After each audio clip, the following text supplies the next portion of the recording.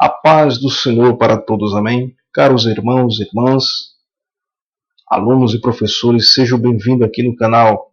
Nosso objetivo aqui é trazer mais um vídeo que sirva de suporte para a sua aula na Escola Bíblica Dominical, amém? E na série EBD, aulas em vídeo, vamos estudar a lição de número 7, que tem por título O Evangelho no Mundo Acadêmico e Político, amém? Vamos tomar por base um texto aqui da lição, que é o texto áureo, 1 Coríntios, capítulo 2, versículo 4 e 5, que diz assim: A minha palavra e a minha pregação não consistiram em palavras persuasivas de sabedoria humana, mas em demonstração do Espírito e de poder, para que a vossa fé não se apoiasse em sabedoria dos homens, mas no poder de Deus. Bom, sabemos desde as lições anteriores que o Evangelho de Cristo ele é universal, ele é inclusivo, não está resumido ou voltado para um público específico, uma pessoa específica, mas a todos, abrange a todos. Nós falamos que o Evangelho ele tem que ser anunciado nas áreas urbanas, nas grandes cidades, mas também nas áreas periféricas, nas áreas que são denominadas de interiores e até mesmo zonas urbanas, os lugares mais remotos da terra, onde tiver pessoas, tem que ser anunciado o Evangelho, porque essa é a missão da igreja. O próprio Senhor Jesus, ele disse claramente assim: ide por todo mundo e pregar o Evangelho a toda criatura. Então, é uma responsabilidade única da igreja. A igreja é a única instância aqui na Terra que tem o dever, a missão e a responsabilidade de pregar o Evangelho. Não foi dado aos anjos, não foi dado a outro povo, a não ser a igreja, essa missão, nessa dispensação, que é pregar o Evangelho. E, apesar dos desafios, apesar de problemas e oposições que enfrentamos quando pregamos o Evangelho, chegamos agora no mundo acadêmico e político. Houve um tempo que o conhecimento, a educação, a sociedade em si era voltada pelo um pensamento teocêntrico. Podemos denominar esse período na Idade Média. Por quê? As primeiras universidades surgiu dali através da igreja, a Igreja Católica. Embora muitos consideram esse período um período de trevas, porque a ignorância, a superstição e a repressão intelectual foram marcantes nessa época. Mas, todavia, a Igreja Católica ela contribuiu para o sistema de ensino universal. Foi ela que abriu as portas para a universidade. Embora que já havia escola no mundo grego-romano, escolas públicas, mas eram isoladas, porque o filósofo, determinado filósofo professor, tinha uma escola de pensamento, e ali era totalmente isolado. E a ideia da universidade é o ensino para todos, né? Um ensino universal. E a escola isolada não se coaduna com o pensamento ou o sistema universal. Então, a igreja contribuiu com isso, trazendo o ensino superior. Então, isso foi uma relevância grande para a sociedade, contribuição da igreja. E, chegando no período da Idade Moderna, a Reforma Protestante, isso veio aflorar mais, porque a Reforma, o seu impacto na sociedade, teve mudanças na política, na economia, na religião e na vida social. E assim surgiu muitas universidades. Mas com o movimento da Renascença, em meados de 1300 a 1600, o Renascimento ou a Renascença, esse período, ele é marcado, pois a ideia é justamente a expressão humanista, porque o movimento da Renascença tinha por objetivo colocar o homem, o antropocentrismo, no centro de todas as coisas, acima de Deus e de tudo que é sobrenatural, tentando banir de vez da sociedade, da mentalidade da época, toda a ideia teocêntrica, porque eles consideravam o período da Idade Média como o período das trevas. Então a Renascença é uma forma de reerguer isso, para que o homem voltasse de uma forma superior sobre todas as coisas, para ser a condução do universo. E daí, da Renascença, veio mais na frente o Iluminismo. Então, hoje nós chegamos a ter o conhecimento da vida acadêmica, onde prevalece o pensamento humanista,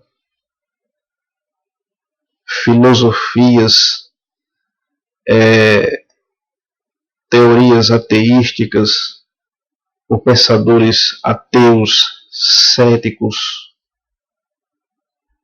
onde tem a ciência, a razão acima de tudo e sobre todas as coisas. E em qualquer universidade,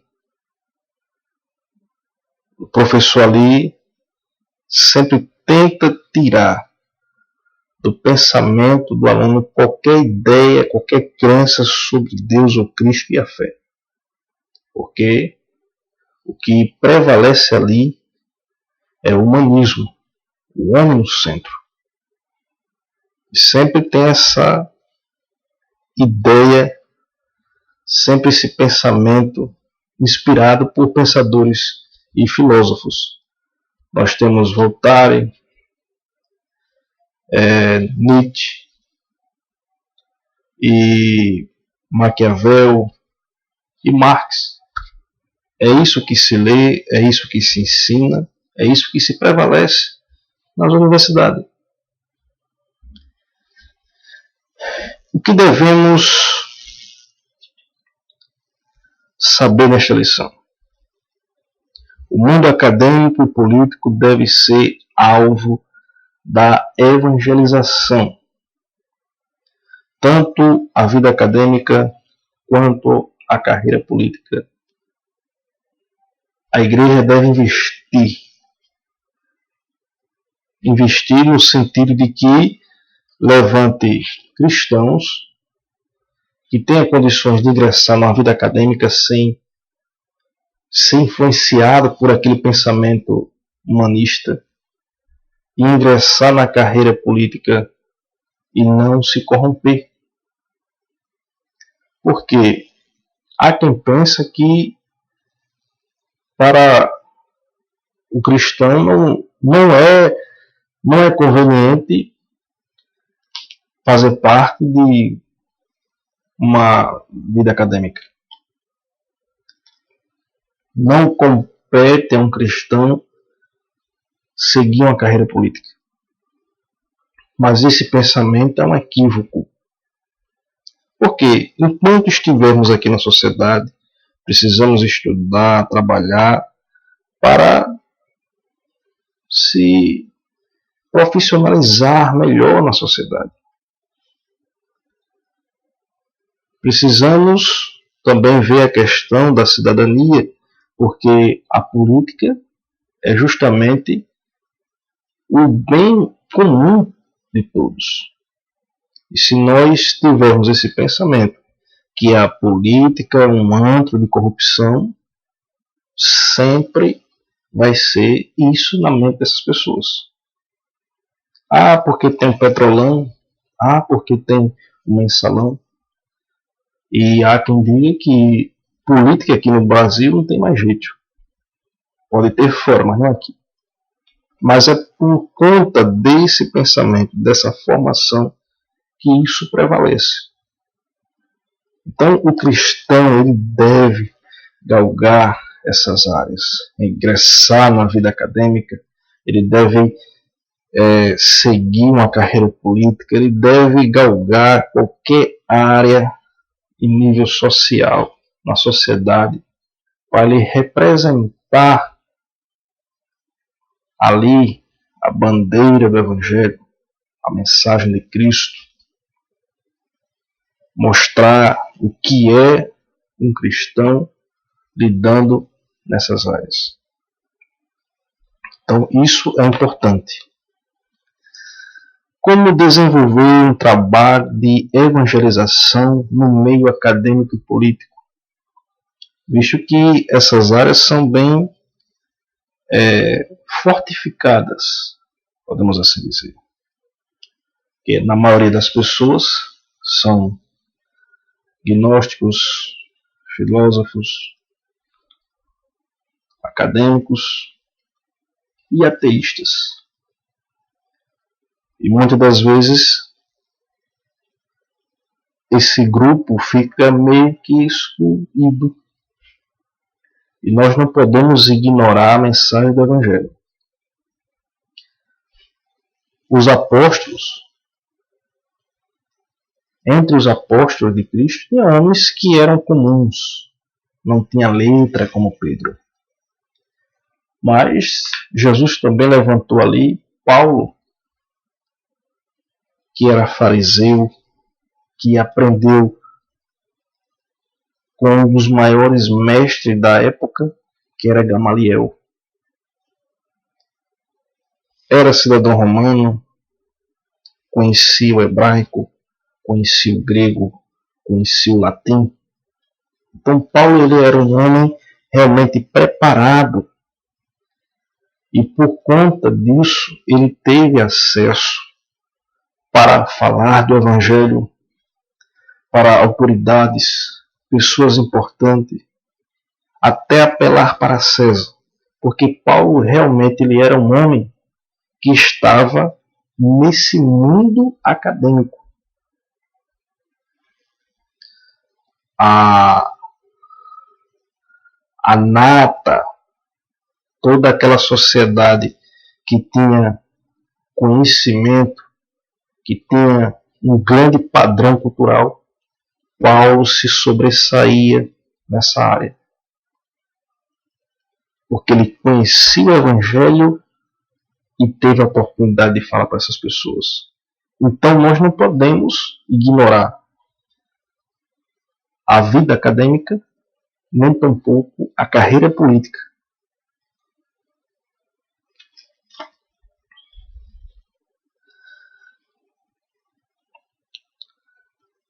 Uma pesquisa nos Estados Unidos afirma que 58% dos jovens cristãos deixam de frequentar a igreja depois que ingressou na universidade. Essa mesma pesquisa aplicada aqui no Brasil também teve o mesmo resultado. Por quê?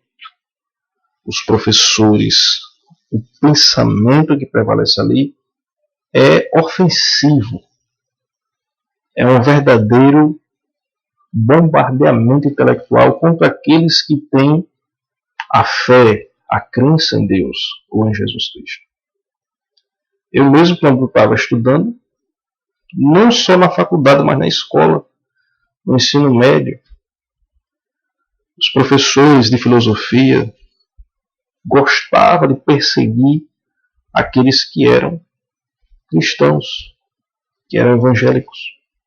Então tentava ali demolir qualquer pensamento, qualquer crença em Deus ou na palavra, através da filosofia e de pensamentos filosóficos, gnósticos e até mesmo ateístas.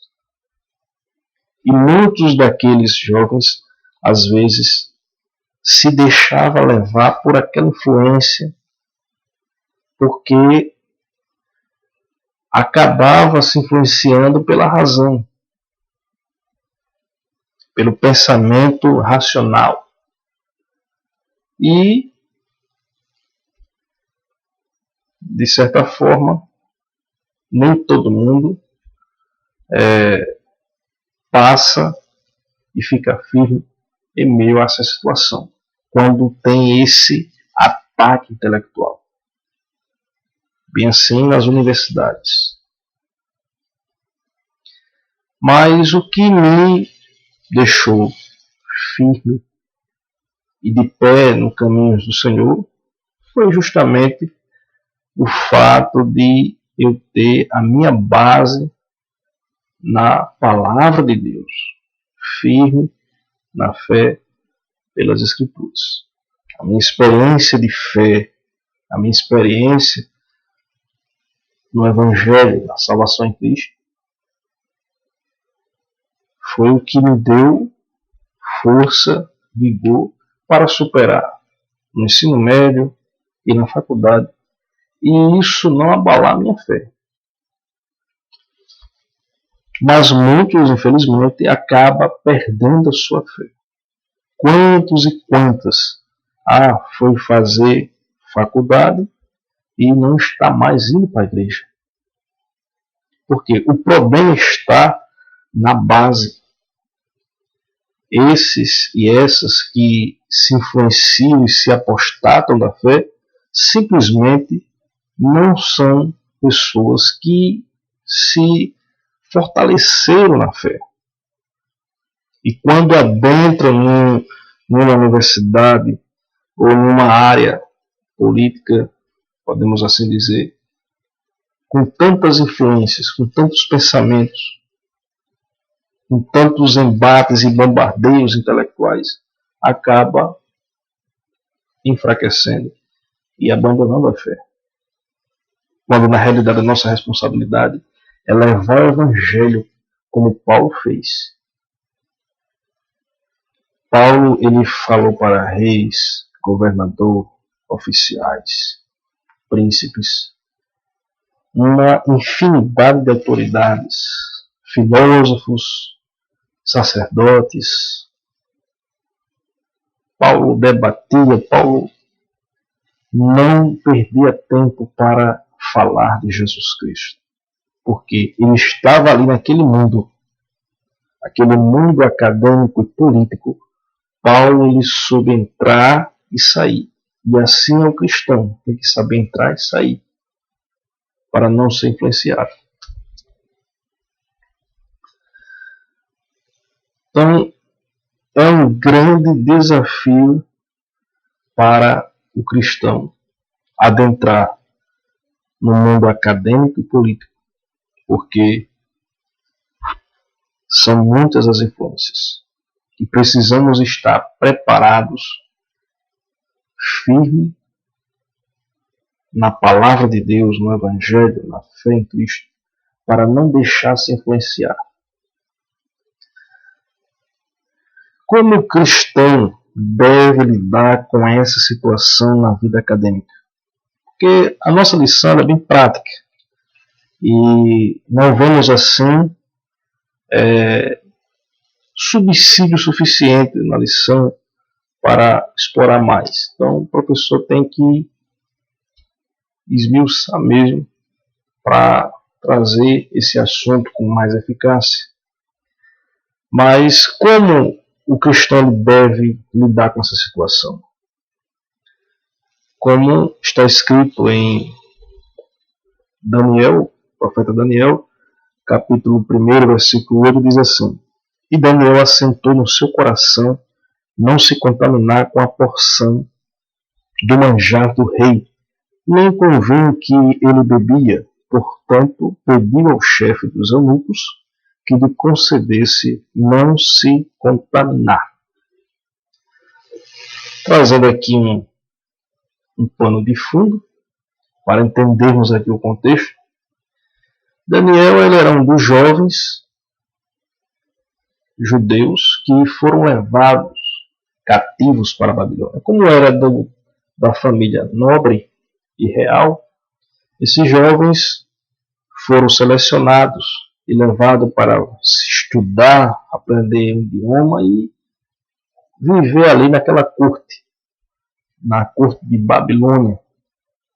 E por ser um império que se ergueu na época, era pagão, idólatra, e tinha toda uma corrupção que cercava ali.